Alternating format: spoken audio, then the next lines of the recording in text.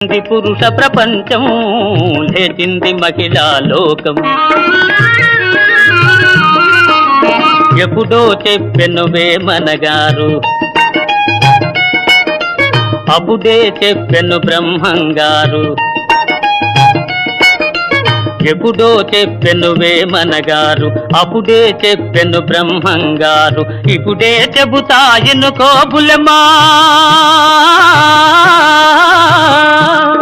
ఇప్పుడే చెబుతా ఎన్నుకో బుల్లెమ్మ. విసన్న చెప్పిన వేదం కూడా లేచింది, నిద్ర లేచింది మహిళా లోకం.